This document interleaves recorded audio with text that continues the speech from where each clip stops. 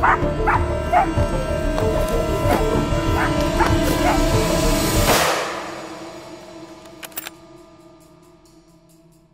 jag kom in och det var då han blev stygg och bet mig i benet.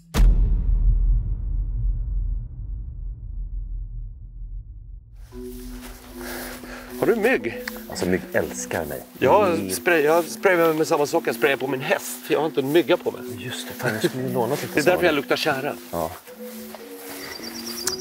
Varmt välkomna till ännu ett avsnitt av Jakt.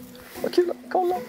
Det var nog ett litet tag sedan det var jakt i den här kanalen. Det har varit mycket snack och mycket mat och sånt där. Men nu ska vi jaga vildsvin på Ridön med Sveaskog. Och här är min kära vän Anders. Tja kompis. Vad kul att du är med. Tack, Ja. tack. Du är ju en ganska mycket mer seasoned jägare än vad jag är. Men jag är lite äldre än dig också. Är du det? 1 år. Men du har liksom gått lite mer in på eftersök och sånt nu, va? Ja, jag jobbar som eftersöksjägare eller jobbar. Ja. Jo, men det gör jag. Alltså trafikeftersök, NVR åt polisen. Ja. Det är inte dåligt. Och du har vovve som heter Nixon. Stor östsibirisk lärka. Som kommer från samma kennel, alltså urvrålets kennel som Aska gör. Stämmer. Ja. Stoffe har skapat väldigt fina vovvar. Extremt fina. Ja. Mycket bra hund. Galet nöjd med honom. Ja, kul. Han är jävligt fin. Ja, han är galet missnöjd att inte vara med idag också. Så att Aska är också ganska missnöjd för hon sitter i en hundgård typ 1 kilometer bort här och är inte svinnöjd med livet. Just nej, det är orättvist att vara hund alltså. Ja, det är det. Du, vi är på en ö som heter Ridön i Mälaren. Och det här är Sveaskogs mark och här har de gjort som en ekopark. Det är ganska häftigt. Det har ju väldigt mycket med de ekologiska värdena att göra, mer än skogsbruk och så. Vilket är härligt.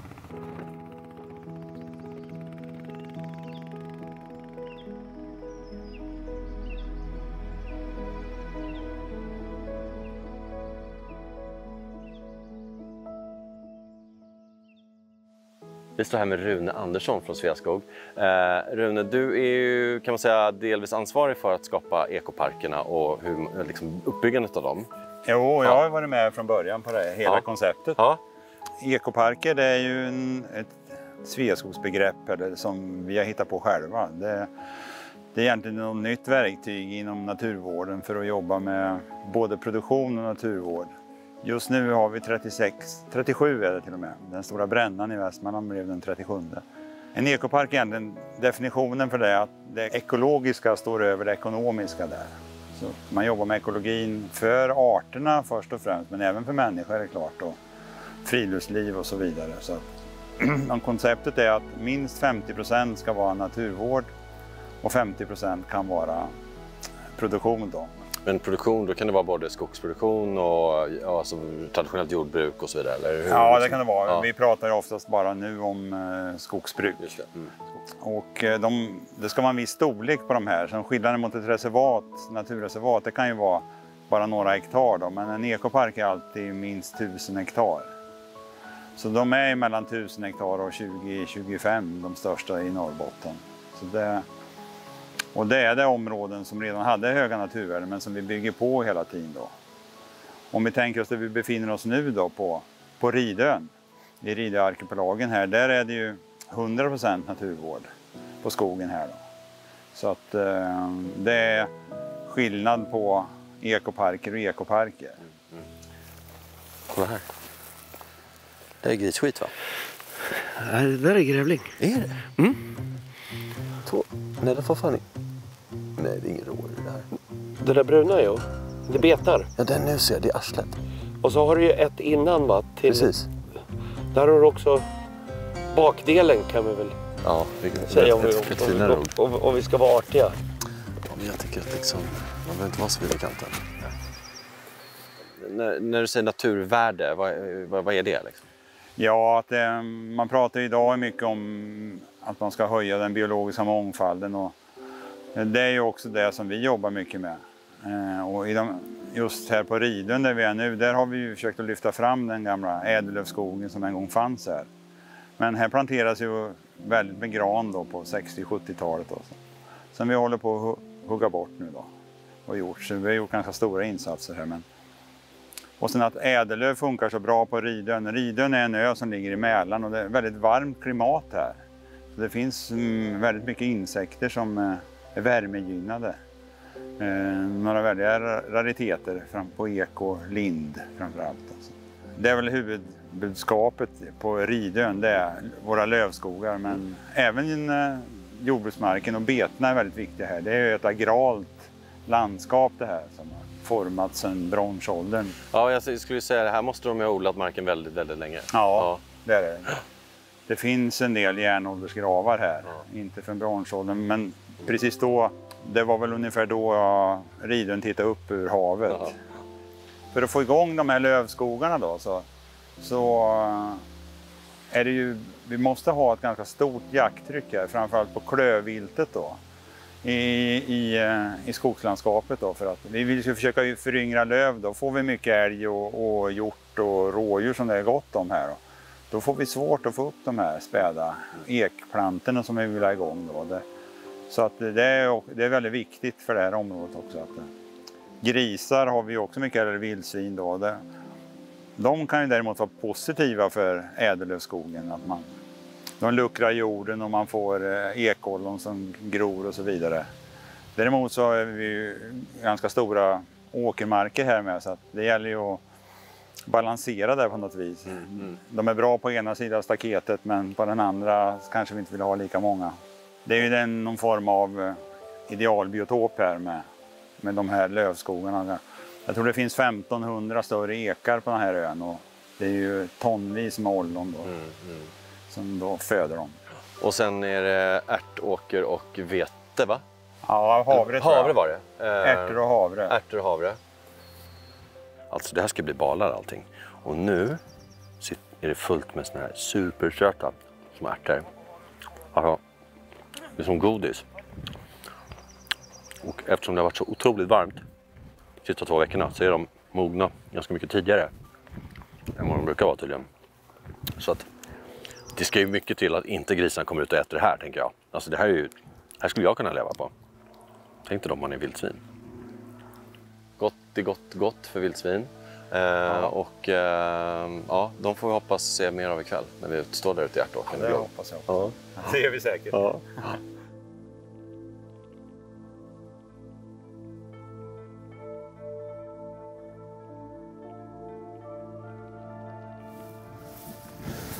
Här ser de ja, precis. Inte helt färskt, men... Nej, men som sagt. Svårt att veta när det är så varmt också. Det är ja, fast det här är ganska... Det här var ganska länge sedan, för du ser att gräset har ju dött i toorna som de har vänt. Ja, just det. Så då var det ett tag sedan.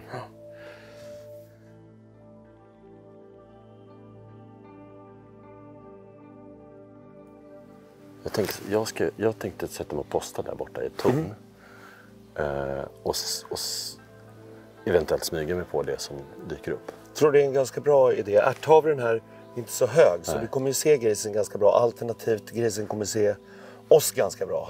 Om vi är med flera, ja. Ja. Hade den varit högre och vi hade haft lite, eller mjölkmogen vete som var hög, då hade vi lätt kunnat dela på det här båda två och smyga oss på. Men nu tror jag att det blir lite tajt, så att jag funderar på att ta svängen längs sjön istället. Just det. Vassruggarna där. Yes. Får vi se om det blir något. Ja, det där. Kyss, hunt. Scheissejakt. Du, vi ses sen. Tja.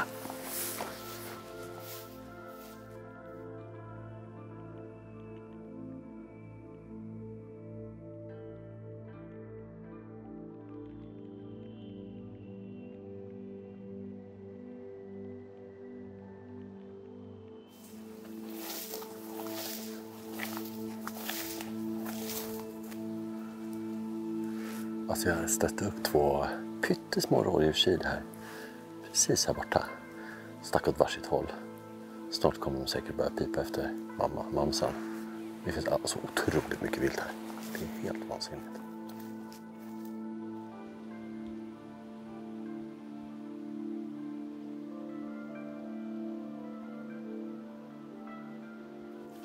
möjligt se om det är en galtensugg härifrån.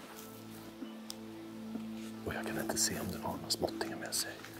Så jag tänker att jag ska gå upp i tornet en stund och speja på den där.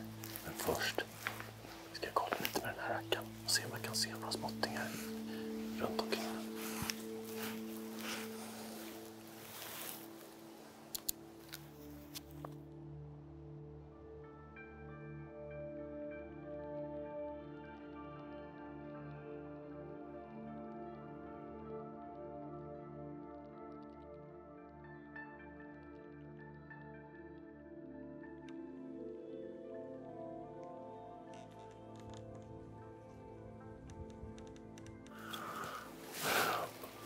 Jag konstaterade att det där vildsvinet var ensamt och skulle lägga an.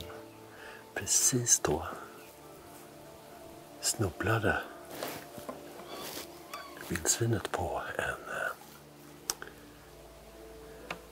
en dovkalv och sprang efter den, tror jag, in i den där skogsdungen och utsprutade dovhjortar. Nu vet jag fan vad svinet tog vägen här. Jag hoppas på att den kommer tillbaka ut. Jag ska bara skapa av en liten scen där nere.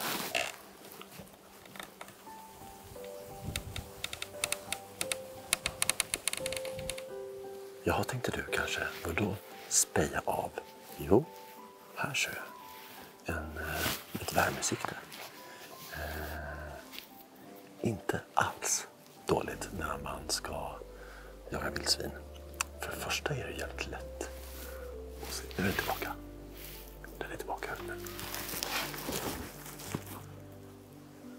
Varför ska du ut dit för, grisen?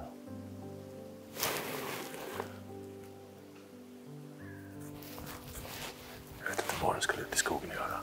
Allt det här goda. The smorgasbord. Men det är lite grenar och skit är lite svårt skott här. Och kameran Kalle har redan skett ut med 2 gånger. För att det är så dåligt att filma här. Så det är lättare.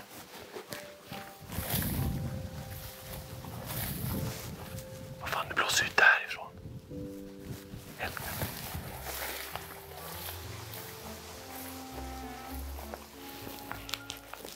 Fyra, 5 dovhjortar.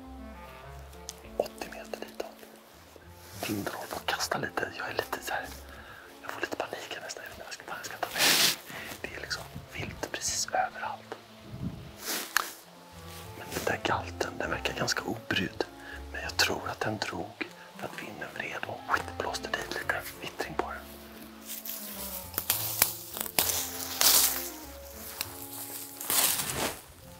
Så.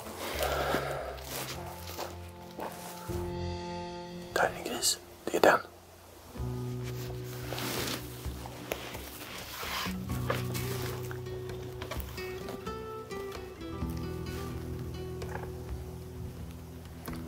Jag tror jag tar den så fort den stannar. Är du med? Ja. Det har varit jättejämpa för det.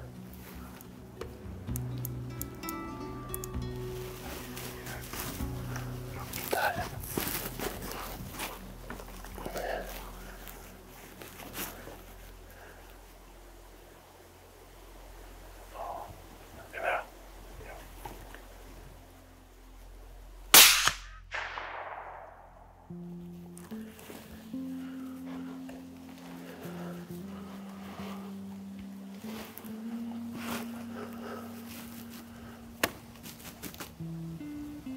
Okej, jag höll på att vela här ett tag och sen så bara, nej, stick to the fucking plan.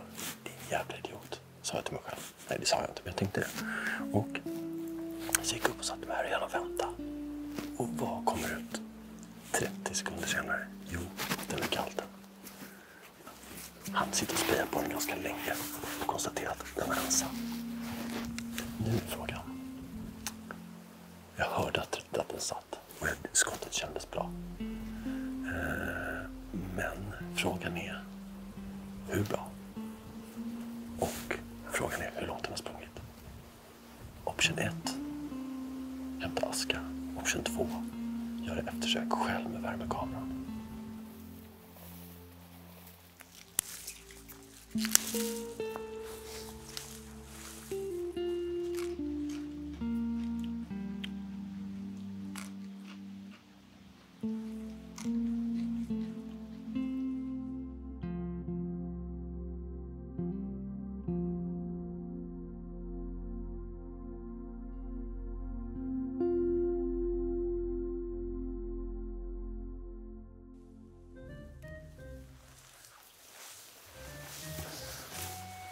Kanske ligger där.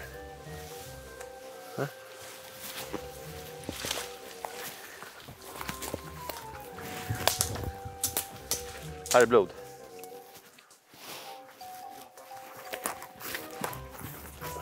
Där är grisen, Aska. Duktig tjej. Åh, var den god? Va? Ja, så. Lugn och fin. Du får inte tugga sönder hela bogen. Så. Du är duktig. Du är duktig på det, va? Ett förträffligt eftersök av Aska the Dog. Var du duktig tjej? Ja. En liten galt. Vad tror vi? Kanske en 40-50 kilo. Och det är sinnessjukt mycket mygg här. Så nu drar vi ut den här tycker jag. Kom igen. Ja, vad är det här för fjanteri tycker du kanske? Jo, jag som en gammal farbror tycker det är sjukt jobbigt att släppa en gris 300 meter. 400-500 meter. Jag är inte ens andfådd. Så den här hundtäckvagnen kommer vara bra. 60 kilo gris, dra med en and, slipper sabba grödor, åka upp med fyrhjulingar och grejer. Man behöver inte släpa och bli helt slut i hela kroppen. För jag ska jaga vidare har jag tänkt. Så att dra upp den här till vägen så får de komma och hämta med fyrhjuling och släp så att de är till slakteriet.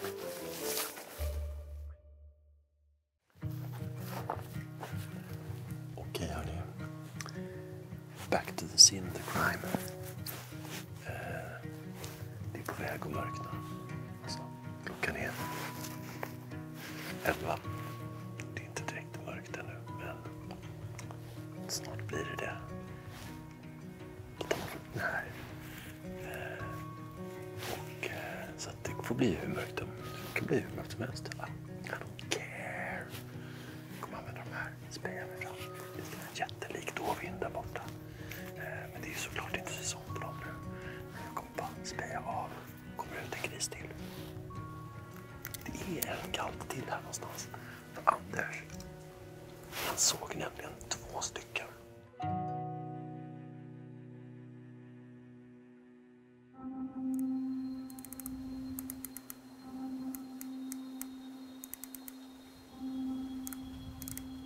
Där borta så är ett vildsvin borta i kanten och mumsar.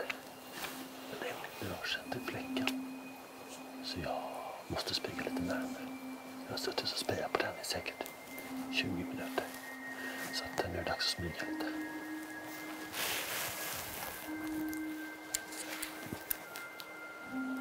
Ja, den är kvar.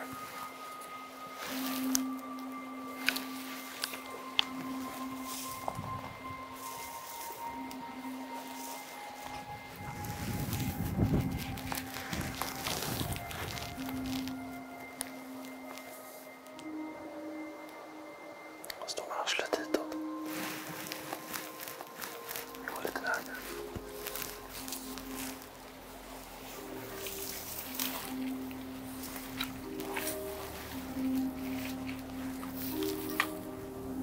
Nu kör vi.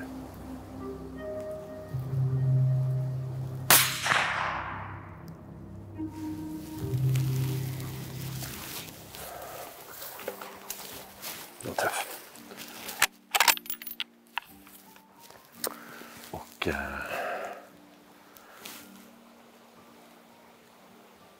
den drog in i skogen. Eftersöksmode här.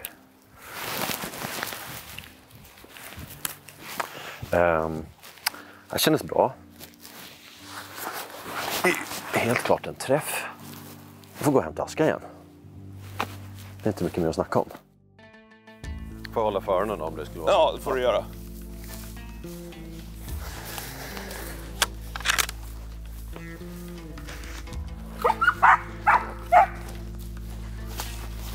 Oj.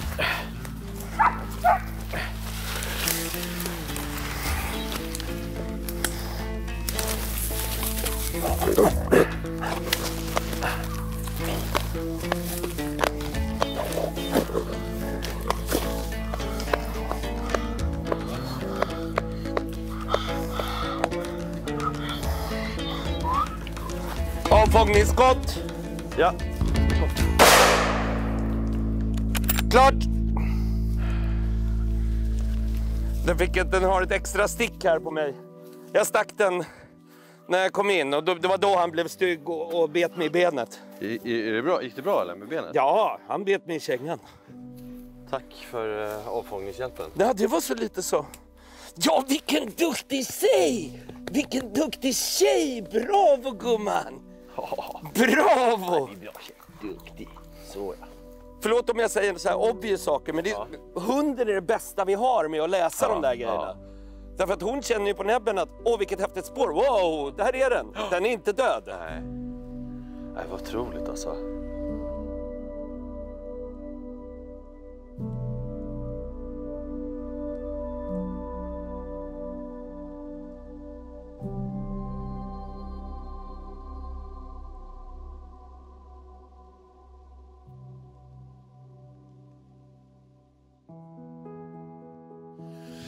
Okej Anders, vi är tillbaka där hela skiten började igår. Resultat? Ja, mina grisar och Börjes gris. Ja. Vad kul det var. Jättekul. Fantastisk mark. Ja, fantastisk mark. Och jag är väldigt, väldigt stolt över min hund. Det ska du vara. Ja. Hon var superduktig. Ja, det var framförallt i det att hon... att man kunde läsa på hennes språk när vi kom närmare att grisen faktiskt levde. Att de bytte till ett annat arbetssätt och blev försiktig och inte kastade sig in där. Nej, det var bra. Ät inte det där. Ja, nej verkligen. Det var skitkul att se och det var en ny upplevelse för mig att vi har nämligen bara gjort dödsök hittills och så att ett sånt där eftersök var ju, det var lite klantigt av mig att träffa grisen så lågt i benet, men sånt händer. Sånt händer och det viktigaste är att vi räddade ut det. Ja men verkligen, verkligen. Du Anders, vad kul det var att du var med. Tack så mycket kompis. Tack ska du ha. Ja. Du, snart igen hoppas jag. Det hoppas jag också. Nu kommer båten när som helst. Ja just det, glöm inte att gå in på www.jaktarjakt.se och bli medlem. Det finns en massa roliga kurser, man får rabatter, det är tävlingar, man kan vinna sjukt fina priser. Och tack för att ni kollade. Ha det så bra. Skitjakt.